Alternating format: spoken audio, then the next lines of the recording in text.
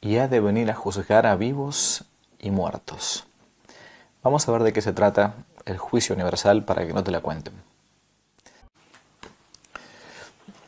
Ahora que llega el tiempo del Adviento, justamente antes de la Navidad, así como está el tiempo de la Cuaresma antes de la Pascua del Señor, los textos litúrgicos muchas veces nos hacen referencia a esta segunda venida de nuestro Señor Jesucristo.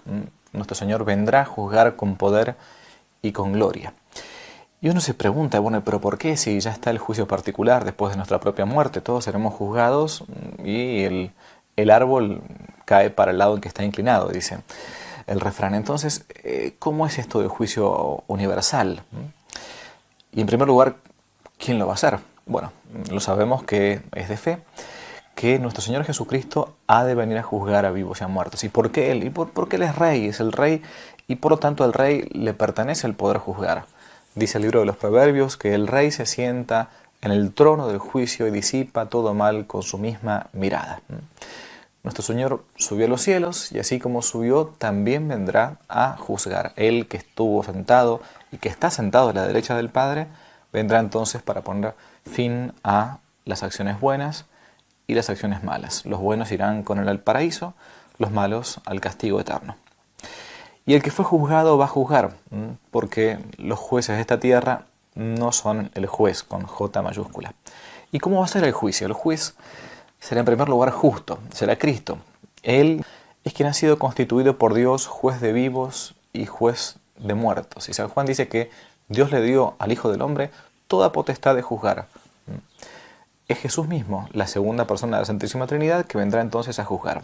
El juez justo, hecho hombre, vendrá del cielo, dice el Evangelio, ¿no? El Evangelio de San Lucas, capítulo 21. Verán al Hijo del Hombre que viene sobre una nube. Uno podrá casi como imaginárselo, el Señor glorioso viniendo desde el cielo, aquel que es aquel de quien estamos enamorados. Vendrá justamente ahora, de una vez por todas, a visitarnos. Y serán juzgados todos, los que son en ese momento, los que fueron en el pasado y los que serán en el futuro. Todos nosotros habremos de comparecer ante el tribunal de Cristo, dice San Pablo a los Corintios, para que cada uno manifieste las cosas propias de sí mismo según obró, ya sea lo bueno, ya sea lo malo. ¿Cómo será el juicio para los malos? Algunos directamente no tendrán ni siquiera el privilegio de ser juzgados, dice la Escritura. Quien no cree ya está juzgado. Aquellos que, habiendo entendido que Dios nuestro Señor es el Salvador, y no queriendo creer, o sea, habiendo entendido y no queriendo creer, dice la Escritura que ya están juzgados, no tiene sentido. Los otros, los malos que creyeron pero que murieron en pecado mortal, entonces tendrán su paga. La paga del pecado es la muerte, dice San Pablo a los romanos. Por eso es tiempo ahora, es tiempo de la conversión. Para los buenos, algunos serán juzgados y salvados, y otros por su santidad, por su intimidad con nuestro Señor Jesucristo, ni siquiera serán juzgados, sino que serán ellos mismos jueces. Esta es la Escritura. Jesús dice en Mateo 19, vosotros que me habéis seguido, cuando se siente el Hijo del Hombre en el trono de su majestad, os sentaréis también vosotros sobre 12 tronos para juzgar a las 12 tribus de Israel. Todo pensamiento, toda palabra, toda obra quedará entonces a la vista de todos. De toda palabra ociosa que hablaron los hombres darán razón en el día del juicio, dice Jesús en el Evangelio de San Mateo capítulo 12. E incluso habrá un interrogatorio acerca de nuestros propios pensamientos, como dice el libro de la sabiduría. Y habrá que temer el día del juicio. Y sí, porque es un momento crucial, ahí se define toda nuestra eternidad. Y en primer lugar, ¿por qué? Porque el juez que va a juzgar es sabio. Todo lo conoce, los pensamientos, nuestras palabras, nuestros deseos del corazón, todas las cosas están desnudas y patentes a los ojos de Dios, dice San Pablo a los hebreos. A Él no se lo puede engañar. Aquí estaremos como desnudos, ¿no? Como salimos del vientre de nuestra madre.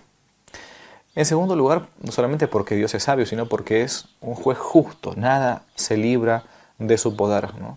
Si subiera al cielo, allí estás tú. Si desciendo al infierno, allí estás presente, dice el salmista. A su vez, porque es una justicia en la cual ya no habrá apelación, no hay un tribunal superior que pueda juzgar todo esto. Ahora es tiempo de misericordia, lo sabemos. Mientras estamos vivos es porque Dios todavía quiere que intentemos ganar el cielo haciéndonos violencia, como dice el Señor, ¿no? Pero en aquel momento, entonces, nos juzgará con justicia. Y en último lugar, por aquella ira del juez. Ira en el sentido de que se va a aplicar justamente aquello que acá todavía en tierra no se aplica. El dies irae, como lo llamamos justamente el día de todos los difuntos, el día de la ira. Al punto tal que dice el libro del Apocalipsis, que para los malos querrán decir, caed sobre nosotros y ocultadnos de la ira del Cordero. Aquel corderito manso, ¿no?, que fue al matadero sin abrir la boca siquiera, en ese día entonces será el juez justo. Y uno dirá, bueno, pero ¿qué sentido tiene esto de un juicio particular cuando uno se muere y después un juicio universal? ¿Qué diferencia va a haber? El juicio particular enseguida después de la muerte. El juicio final va a ser al final del mundo, enseguida después de la resurrección.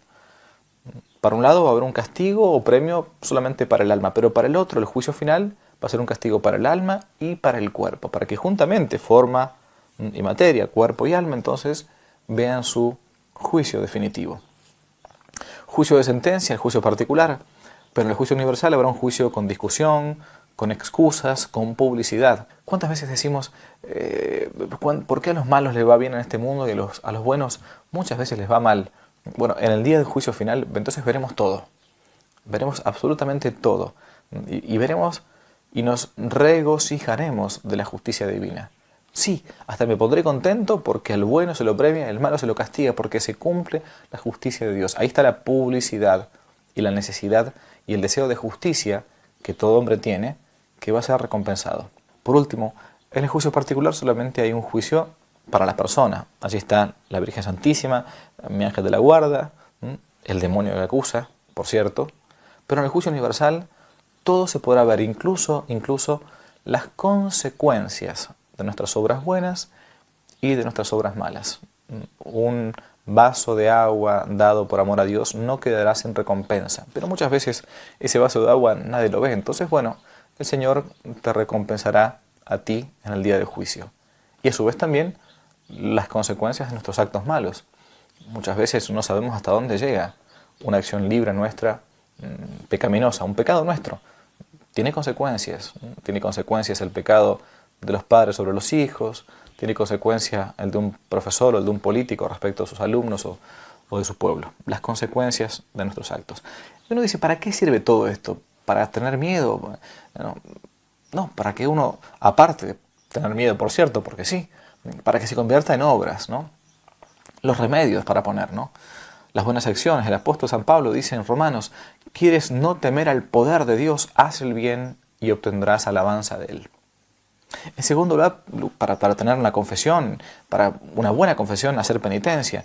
Los pecados cometidos, para que sea eficaz entonces esa confesión, deben ser confesados humildemente, con dolor de pensamiento, con rigor en la satisfacción. En tercer lugar, para poder hacer limosna. La limosna, dice la Escritura, cubre multitud de pecados. Y en cuarto lugar, para poner por obra, por remedio, la máxima de las virtudes, que es la virtud de la caridad, el amor a Dios y por amor a Dios también al prójimo, que muchas veces Dios en el prójimo no se deja ver del todo.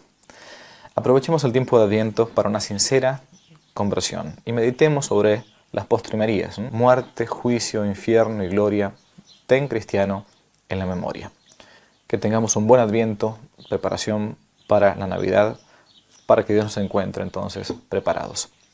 Dios los bendiga y que no te la cuenten.